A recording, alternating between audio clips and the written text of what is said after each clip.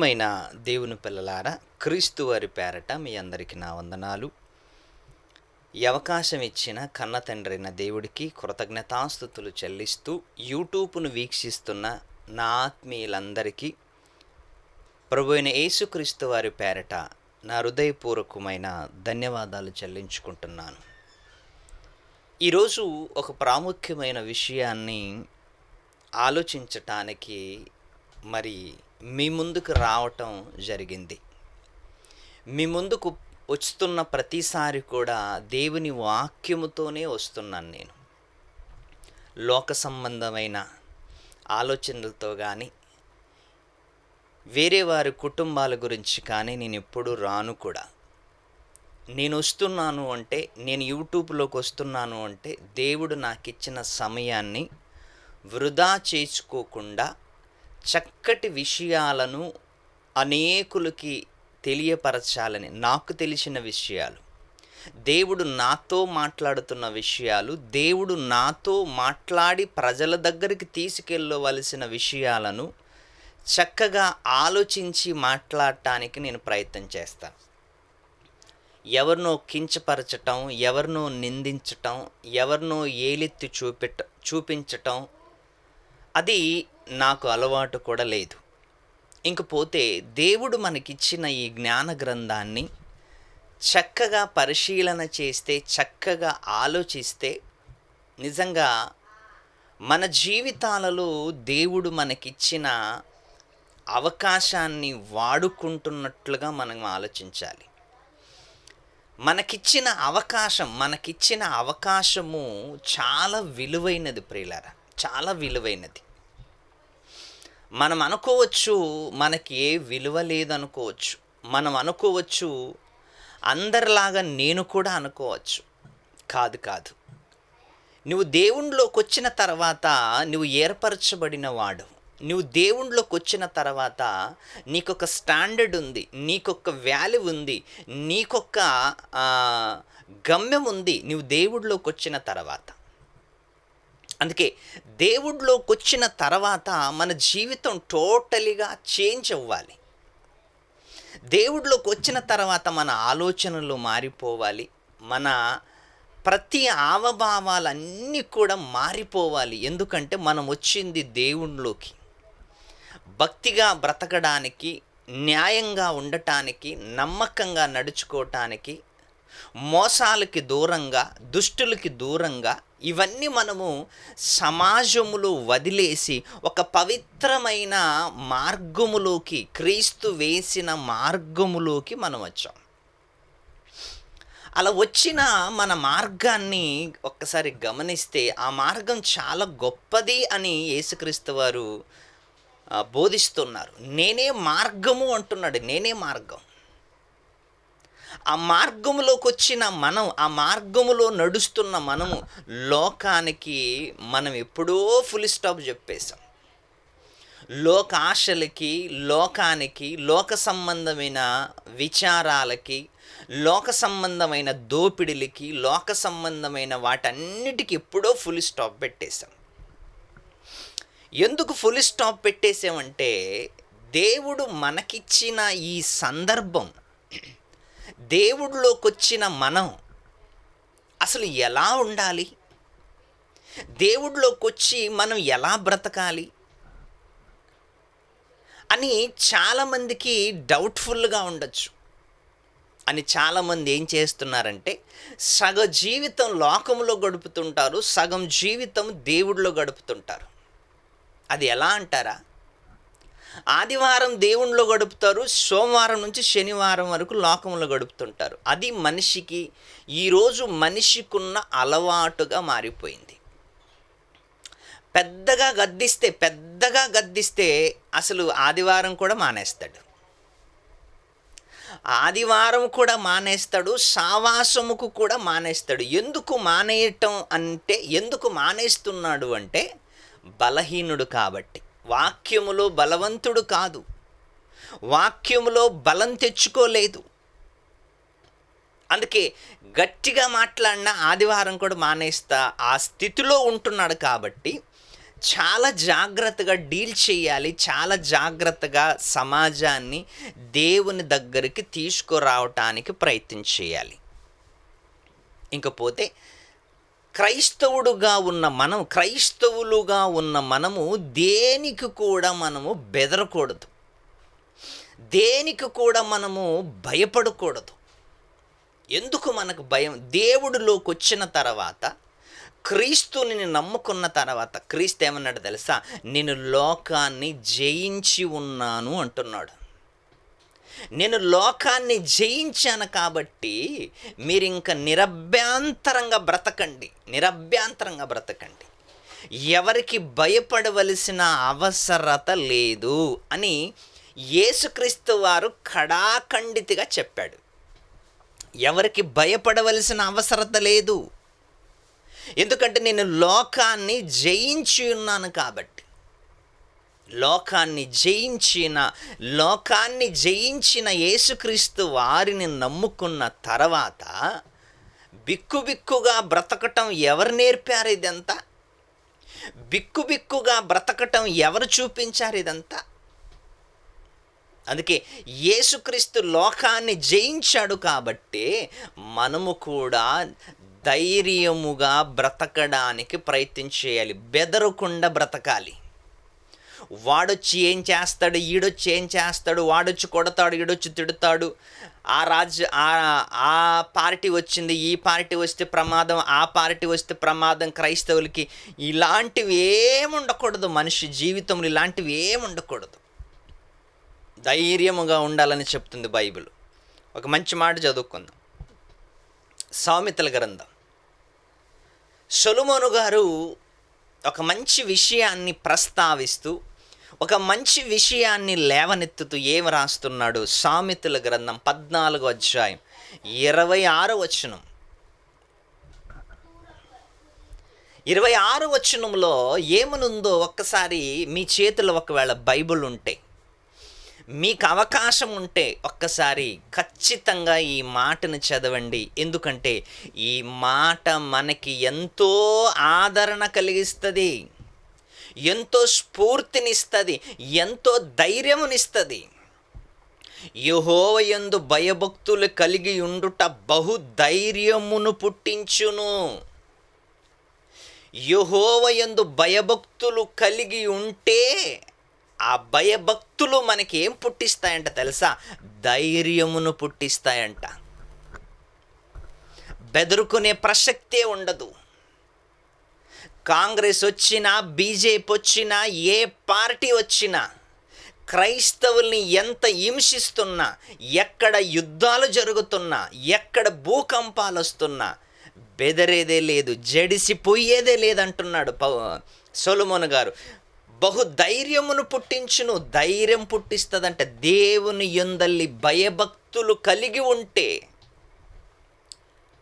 దేవుని యందు భయభక్తులు కలిగి ఉంటే బహుధైర్యము పుట్టిస్తుందంట. నీవు ధైర్యంగా ఉండాలి అంటే ఫస్ట్ ఆఫ్ ఆల్గా నీవేం చేయాలో తెలుసా? దేవుని పట్ల భయభక్తి కలిగి ఉండాలి. నువ్వు దేవుడి పట్ల భయభక్తి కలిగి ఉండాలి. ఒకవేళ నువ్వు భయభక్తి కలిగి ఉంటే నీకు ఏ భయము ఉండదు. ఎప్పుడైతే నీవు భయపడ్డావో, ఎప్పుడైతే నీవు భయపడుతున్నావో ఆ రోజే సగం చచ్చిపోయినట్లు లెక్క. ఆ రోజే సగం చచ్చిపోయినట్లు లెక్క. హిందీలో ఒక స్లోగన్ ఉంటుందండి. ఏంటో తెలుసా? జో డర్ గయా వో మర్ గయా. నీవు ఎప్పుడైతే భయపడ్డావో ఆ రోజే చచ్చిపోయినట్లు లెక్క. ఎంత ధైర్యంగా ఉండాలి. పక్కల భూకంపం వచ్చినా మన విశ్వాసము చెన్నగిల్లిపోకుండా ఉండాలి. పక్కల యుద్ధాలు జరిగినా మన విశ్వాసము డోకా లేకుండా ఉండాలి. మన విశ్వాసము, మనకున్న భక్తి, మనకున్న నిరీక్షణ, ఇవన్నీ కూడా కొంచెం కూడా బెదరటానికి, చెదరటానికి వీల్లేదు ప్రియులారా. ఎందుకంటే నీవు నమ్ముకున్న దేవుడు భయపడే దేవుడు కాదు, భయపెట్టే దేవుడు. నీవు నమ్ముకున్న దేవుడు భయపెట్టే దేవుడు, భయపడే దేవుడు కాదు. నీవు భయపడుతున్నావంటే ఆయన పట్ల సరి అయిన అవగాహన నీకు లేదు. బైబిల్లో చాలామంది ఆయన నమ్ముకున్నారు. చాలామంది ఆయన నమ్ముకున్న వాళ్ళందరూ కూడా తెగించి, ప్రాణాలకి తెగించి నిలబడ్డారు. ఆయన నమ్ముకున్న వాళ్ళు, యెహోవాని నమ్ముకున్న వాళ్ళందరూ కూడా తెగించారు. ఎందుకు తెగించారు చెప్పండి? నీవు కూడా ఆయన్ని నమ్ముకున్నావు కదా, నీవు కూడా ఆయన్నే నమ్ముకున్నావు కదా, నీవెందుకు బెదురుకుంటున్నావు? ఈరోజు సమాజంలో చాలామందికి భయం ఏంటో తెలుసా? అయ్యో బీజేపీ రాకూడదు, బీజేపీ రాకూడదు, బీజేపీ రాకూడదు. బీజేపీ రావాలి. ఎందుకు రావాలి చెప్పండి? బీజేపీ వస్తేనే క్రైస్తవులందరూ కూడా ఏకమయ్యే అవకాశాలు. ఒక పక్క నుంచి ఊసకోత కోస్తున్నప్పుడు ఇంకొక పక్క నుంచి ఏకమయ్యే అవకాశాలు ఉన్నాయి. కాబట్టి అందుకే దేవుడు మాటికి ఇంచుమించు కొన్ని సంవత్సరాల నుంచి బీజేపీని దేవుడు ఎందుకు నిలబెట్టాడో తెలుసా? నీకొక పరీక్షగా నిలబెట్టాడు. నీ ముందొక సవాలుగా బీజేపీని నిలబెట్టాడు. నీ ముందొక సవాలుగా పార్టీని నిలబెట్టాడు అంటే కారణం ఎందుకు తెలుసా? దేవుడికి తెలుసు ఏ సమయములో ఏ పార్టీని గెలిపిస్తే నా పిల్లలు ధైర్యముగా నిలబడతారు అని. పిరికివాడగా దేవుడు నిన్ను చూడాలనుకోవటం లేదు. పిరికివాడగా నిన్ను దేవుడు చూడాలనుకోవటం లేదు. నిన్ను ధైర్యవంతుడిగా చూడాలనుకుంటున్నాడు. ఏ తండ్రి కూడా తన కుమారుడినైనా కూతురునైనా పిరికి వాళ్ళనిగా పెంచుడు. ఏ తండ్రి కూడా బలవంతులుగా పెంచుతాడు. నలుగురికి ధైర్యపరిచే వాళ్ళనిగా పెంచుతాడు. యెహోవాయందు భయభక్తులు కలిగి ఉండుట బహుధైర్యమును పుట్టించును. ఒకసారి ఆలోచించండి. ధైర్యము పుట్టిస్తుందంట. ధైర్యం ఎక్కడదండి ఈ ధైర్యం? దేవుడు పట్ల ఉంటే నీకు ధైర్యం. ఎవరు భయపడతారో తెలుసా? ఒక మంచి మాట చదువుకుందాం. మొదటి తెస్సలోనికలు రాసిన పత్రిక 4వ అధ్యాయం 13వ వచనం. ఎవరు భయపడతారంటే, సహోదరులారా, నిరీక్షణ లేని ఇతరుల వలె మీరు దుఃఖపడుకుండా నిమిత్తము నిద్రించుచున్న వారిని గురించి మీకు తెలియకుండా నాకు ఇష్టం లేదు. ఎవరు భయపడుతున్నారు అంటే నిరీక్షణ లేనోళ్ళు. నిరీక్షణ లేనివాడు భయపడతాడు. ఈత రానివాడే నీళ్ళంటే భయపడతాడు.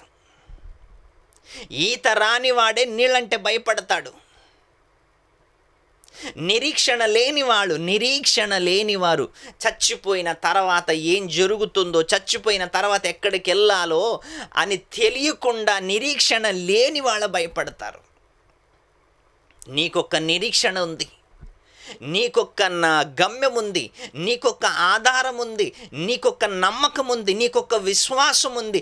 ఇన్ని కలిగిన నీవు మరలా ఈ లోకములో భయపడుతూ బ్రతుకుతున్నావంటే, మొదటి శతాబ్దములో క్రైస్తవులు, అపోస్తలులు ఎక్కడ భయపడినట్లు కనిపించలేదే?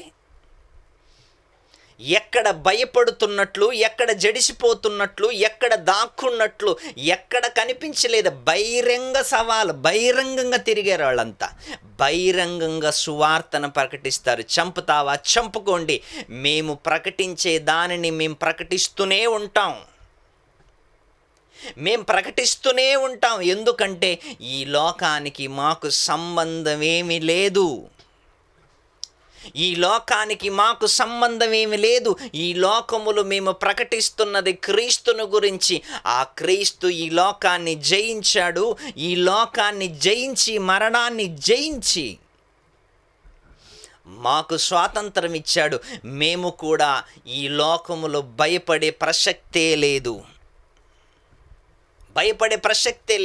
ఎవరు భయపడతారు? నిరీక్షణ లేని వారు భయపడతారు. ఎవరు భయపడతాడు? డ్రైవింగ్ రానివాడు కారులో కూర్చుంటే భయపడతాడు.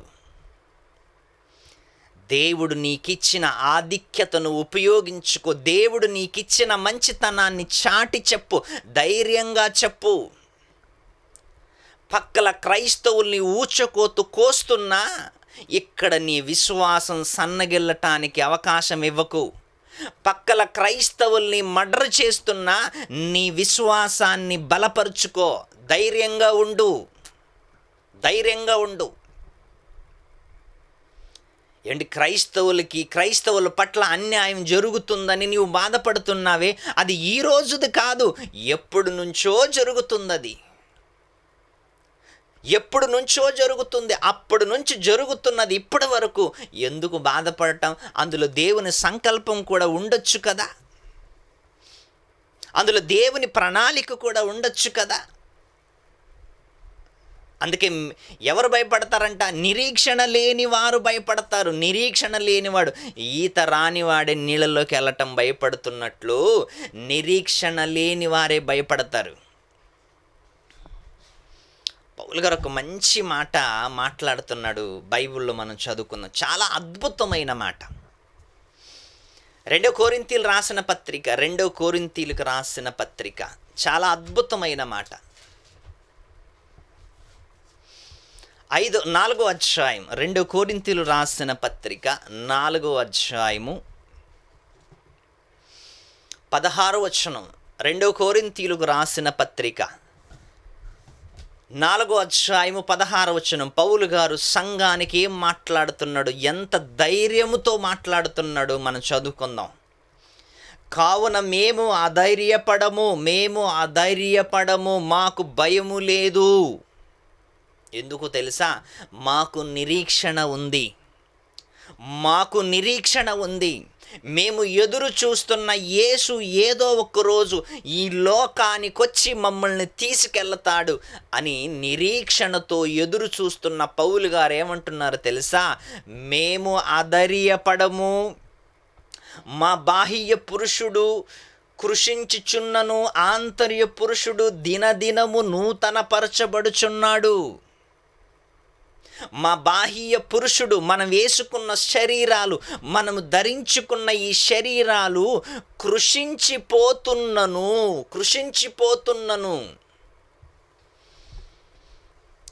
ఏమండి, 60 ఏళ్ళు పైబడేసరికి తలపైన తెల్లంటికలు కనిపిస్తుంటాయి. దాన్ని బట్టి అర్థం ఏమవుతుంది తెలుసా? దాన్ని బట్టి ఏం అర్థం చేసుకోవాలి తెలుసా? శరీరానికి ఆయుష్ కాలం దగ్గరకు వచ్చిందని తల వెంట్రుకలు మనిషికి గుర్తు చేస్తున్నాయి. తల వెంట్రుకలు నల్లగా ఉన్న తెల్లగైన వెంట్రుకలు మనిషి జీవితాన్ని గుర్తు చేస్తున్నాయి. శరీరాన్ని కూడా పౌలు గారు ఏమంటున్నారు తెలుసా? మా బాహ్య పురుషుడు కృషించుచున్నను, ఆంతర్య పురుషుడు దినదినము. ఒకటి కృషించిపోతే ఒకటి నూతనపరచబడుతుంది, ఒకటి నలిగిపోతే మరొకటి బలపడుతుంది. పౌలు గారి జీవితంలో ఎంత ప్రయాసపడ్డాడు, పౌలు గారి జీవితాన్ని ఎలా మనం ఆలోచించాలి ఒక్కసారి మీరు ఆలోచించండి. పౌలు గారి జీవితం పోరాటం. నేను ఇదివరకే గెలిచితినని అనుకుంటున్నాడు. నేను నా పోరాటమును కడముట్టించి తిని, నా పొరుగు కడముట్టించి తిని, నాకొక నీతి కిరీటం ఉంచబడి ఉన్నది. ఆయన పోరాటములో గెలిచినోడు. భయం లేదండి పౌలు గారికి. మేము అధైర్యపడము, మాకు భయమే లేదు. చంపుకుంటారా చంపుకోండి, సిలువ వేస్తారా సిలువ వేయండి, తలకాయలే లేపుతారా తలకాయలే లేపండి, కాళ్ళు విరుస్తారా కాళ్ళు విరుచుకండి, ఏదైనా చేసుకండి, మేము మాత్రం భయపడేదే లేదు. పౌలు గారికి ఎంత ధైర్యం ఎక్కడది? పౌలు గారికి ఇంత రోషం ఎక్కడది? పౌలు గారికి ఇంత ఆవేశం ఎక్కడది? ఎందుకంటే ఆయన నమ్ముకున్న యేసు ప్రభులు వారు లోకాన్ని జయించాడు, మరణాన్ని జయించాడు, తిరిగి లేచాడు, పరలోకానికి వెళ్ళాడు, మరీ నేను వస్తానని హామీ ఇచ్చి వెళ్ళిపోయాడు. పౌలు గారు బ్రతికున్న జీవితకాలం యేసుక్రీస్తు కోసం ఎన్ని శ్రమలు పడ్డాడు, యేసుక్రీస్తు కోసం ఎన్ని బాధలు పడ్డాడు, ఎన్ని హింసలు పొందాడు, ఎన్ని దెబ్బలు తిన్నాడు. ఎందుకోసం? ఆంతర్య పురుషుడు దినదినము నూతన పరచబడాలి అంటే, ఆంతర్య పురుషుడు దినదినము కొత్తగవ్వాలి అంటే బాహ్య పురుషుడు పైన సవాలు. ఇంకొక మాట చదువుకుందాం ప్రియులారా. 2 కొరింథీయులు రాసిన పత్రిక 7వ అధ్యాయం, 2 కొరింథీయులు రాసిన పత్రిక 7వ అధ్యాయం 5వ వచనం చాలా అద్భుతమైన మాట. ఎందుకోసం ఏమంటున్నాడు పౌలు గారు? అదే కొరింథీయులకు రాస్తే ఏమంటున్నాడు చదువుకుందాం. మేము మాసిదోనియాకు వచ్చినప్పుడు మా శరీరము ఏ మాత్రమును విశ్రాంతి పొందలేదు. మేము మాసిదోనియాకు వచ్చినప్పుడు మా శరీరము ఏ మాత్రము విశ్రాంతి తీసుకోలేదు. మా శరీరాలకి విశ్రాంతి లేదు, మా శరీరాలకి సుఖాలు లేవు, మా శరీరానికి ఏసీ కార్లు లేవు, మా శరీరానికి రెస్ట్ లేదు. ఎందుకోసం? ఆంతర్య పురుషుడు దినదినము నూతన పరచబడాలి అంటే, ఆంతర్య పురుషుడు దినదినము దేవుని పట్ల నమ్మకంగా ఎదగాలి అంటే, బాహ్య పురుషుడు రోజు రోజుకి కృషించిపోవాలి, రోజు రోజుకి శ్రమలు అనుభవించాలి, కొరడ దెబ్బలు తినాలి, ఎన్నో పిడుగుద్దులు, అబ్బబ్బబ్బబ్బ ఇవన్నీ చూస్తుంటే పౌలు గారి ఆంతర్య పురుషుడు ఎంత నవీన స్వభావం ధరించుకొని ఉంటాడు మీరు ఆలోచించండి. మేము మాసిదోనియాకు వచ్చినప్పుడు మా శరీరములు ఏమాత్రమును విశ్రాంతి పొందలేదు, ఎటు పోయినను మాకు శ్రమలే, ఎటు పోయినను శ్రమలే కలిగెను, శ్రమలే కలిగెను. వెలుపట పోరాటములు, లోపట భయములుండెను. ఎక్కడ చంపుతారేమన్న భయం, అయినా మరొక వైపు చస్తే చస్తేమిలే, మేము దేవుడి కోసం బ్రతుకుతున్నామని ఒక ధైర్యం. అందుకే మనం బాగా ఆలోచించండి ప్రియులారా. దేవుణ్ణిలోకి వచ్చిన తర్వాత, దేవుణ్ణిలో ఎదుగుతున్న తర్వాత భయపడే ప్రసక్తే ఉండకూడదు, పిరికి వాళ్ళ ఉండకూడదు. ఎందుకంటే పిరికి వాళ్ళకి పరలోక రాజ్యము లేదు అని ప్రకటన గ్రంథంలో స్పష్టంగా చెప్పింది. పిరికి వాళ్ళకి పరలోక రాజ్యము లేదు. పిరికి వాళ్ళని తీసుకెళ్ళి దేవుడు ఎందుకు పరలోకములు పెడతాడు? ధైర్యంగా ఉండాలి. ఒక శద్రకు, ఒక మేషకు, ఒక అబద్నికు, వీళ్ళని చూడండి ఎంత ధైర్యంగా ఉన్నారు. ఒక దానియేలును చూడండి ఎంత ధైర్యంగా ఉన్నాడు. ఒక ఎలీషను చూడండి, ఒక ఏలియాను చూడండి, పౌరుషం కలిగి ఉన్నారు దేవుని కోసం, పౌరుషం కలిగి ఉన్నారు దేవుడి కోసం. ఎందుకంటే దేవుణ్ణి నమ్ముకున్న వాళ్ళు ఎప్పుడు కూడా పిరికి వాళ్ళగా ఉండరు. దేవుణ్ణి నమ్ముకున్న వాళ్ళు ఎప్పుడు కూడా పిరికి వాళ్ళగా పనిచేయరు. అది కాపరైనా, అది సేవకుడైనా, సువార్థికుడైనా, వాక్యాన్ని చేత పట్టుకున్నావు అంటే నీకు ధైర్యమే ఉండాలి తప్ప పిరికివాడగా నీవు వాక్యాన్ని పట్టుకున్నావంటే బోధించేవాళ్ళు కూడా, ఎవరికైతే నీ వాక్యాన్ని చెప్పుతున్నావో వాళ్ళని కూడా పిరికివాళ్ళగా చేస్తున్నావు. అందుకే ఎప్పుడు కూడా ఈ లోకములు ఏం జరుగుతుందో పట్టించుకోకండి, ఈ లోకములు ఎవరినెవరు చంపుతున్నారో పట్టించుకోకండి. నీ పనేంటి? సువార్తను ప్రకటించటం, నశించిపోతున్న వారికి సువార్తను ప్రకటించటం. ఆ దేశం ఈ దేశం కాల్చుకుంటుంది, ఆ దేశం ఈ దేశాన్ని కాల్చుకుంటుంది. కాల్చుకొనివ్వండి. ఎందుకు అంటే యేసుక్రీస్తు వారు చెప్పారు కాబట్టి. అక్కడక్కడ యుద్ధములు జరుగును అని చెప్పాడు. యుద్ధాలు జరుగుతున్నాయంటే అవేం కొత్త కాదు, అవన్నీ పాతవే, ఎంతో జరిగిపోయాయి యుద్ధాలు. ఎందుకంటే యేసుక్రీస్తు చెప్పాడు కాబట్టి. ఇప్పుడు యేసుక్రీస్తు చెప్పాడు కదా యుద్ధాలు జరుగుతాయని. మరి యుద్ధాలు జరుగుతాయని యేసుక్రీస్తే చెప్పిన తర్వాత వాటి కోసం నువ్వు ప్రార్థన చేస్తున్నావంటే యేసుక్రీస్తు మాటకి నీవు అడ్డం చెప్తున్నావని అర్థం. యుద్ధాలు జరుగుతున్నాయి, జరగనివ్వండి. భూకంపాలు జరుగుతున్నాయి, జరగనివ్వండి. కరువులు వస్తున్నాయి, రానివ్వండి. అదే కదా యేసుక్రీస్తు వారి సూచన, అదే కదా యేసుక్రీస్తు వారి రాకడకు సూచన. ప్రభువా యుద్ధాలు జరగకూడదు ప్రభువా, భూకంపాలు రాకూడదు ప్రభువా అని నువ్వు ప్రార్థన చేస్తున్నావంటే యేసుక్రీస్తు ప్రణాళికకి నీవు అడ్డం చెప్తున్నావు అని అర్థం. అందుకే ఎప్పుడు కూడా బైబిల్ని బాగా పరిశోధన చేయండి, బైబిల్ని బాగా ఆలోచించండి. దేవుని ప్రణాళికే జరుగుతుంది కానీ నీ ప్రార్థనలు ఎప్పుడు జరగవు. దేవుని ప్రణాళికే వర్ధిల్లుతుంది కానీ మన ప్రార్థనలు ఎప్పుడు జరగవు. ఎందుకంటే మన ప్రార్థనలన్నీ దేవుని ప్రణాళికకు వ్యతిరేకంగానే ఉంటాయి. మన ప్రార్థనలన్నీ కూడా దేవుని సంకల్పానికి వ్యతిరేకంగానే ఉంటాయి. అక్కక్కడ యుద్ధాలు జరుగుతాయి, భూకంపాలు వస్తాయి, కరువులు వస్తాయి అని నీకు ముందుగా చెప్పాడు కదా. 2000 సంవత్సరాల క్రితమే యేసుక్రీస్తు వారు గళం విప్పాడు కదా వాటి విషయంలో. మళ్ళీ ఈరోజు నీకు కొత్తగా అనిపిస్తుందా? ఈరోజు మనకి కొత్తగా అనిపిస్తుందా? ఒక్కసారి ఆలోచించండి ప్రియులారా. దేవుని ప్రణాళిక ఏదైతే ఉందో అదే జరుగుతుంది. జరుగుతున్న దానికి నీవు అడ్డు వెళ్ళకూడదు. ఒకటి నీవు చెయ్యాలి, నీవు ధైర్యముగా ఉండాలి. యుద్ధాలు జరుగుతున్నా, భూకంపాలు జరుగుతున్నా, కరువులు వచ్చినా, కాటకులు వచ్చినా, నీ పైకి ఎన్నో శక్తులు ఎదురైనా నీవు ధైర్యముగా ఉండాలి. నీ ధైర్యము చెడిపోకూడదు, నీవు అధైర్యపడకూడదు, నీ ధైర్యము చెడిపోకూడదు. ఎన్ని జరిగినా నువ్వు బెదరకుండా ఉండాలి. ఎందుకంటే ఇవన్నీ కామనే, లోకంలో ఇవన్నీ కామనే జరుగుతుంటాయి. కానీ ఏది జరిగినా దేవుని సంకల్పమే నెరవేరుతుంటుంది. యుద్ధాలలో దేవుని సంకల్పం, కరువులో దేవుని సంకల్పం, భూకంపాలలో దేవుని సంకల్పం. ఏది జరిగినా దేవుని ప్రణాళిక బట్టి జరుగుతుంది కానీ ఏది పడితే అది ఎప్పుడు జరగదు.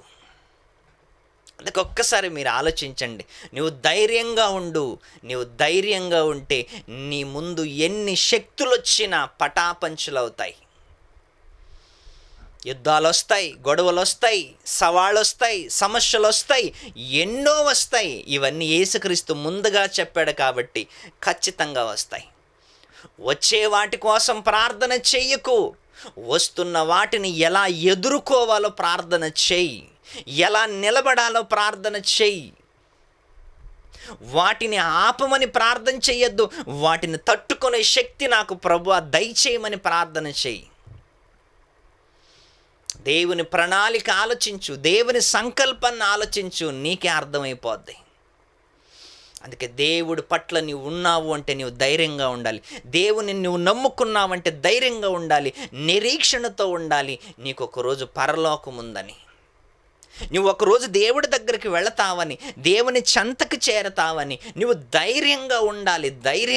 ఎందుకంటే దేవుడు మనకి చెప్పాడు కాబట్టి. నేను మరలా వస్తాను, మిమ్మల్ని తీసుకెళ్తాను, మిమ్మల్ని తీసుకెళ్తాను, నేనుండు స్థలములో మీరు కూడా ఉంటారని ఎంత ధైర్యంగా చెప్పాడు, ఎంత నమ్మకంతో చెప్పాడంటే మళ్ళీ పిరికి వాళ్ళ ఏంటి, చస్తే ఏదో ఒకరోజు చచ్చేదే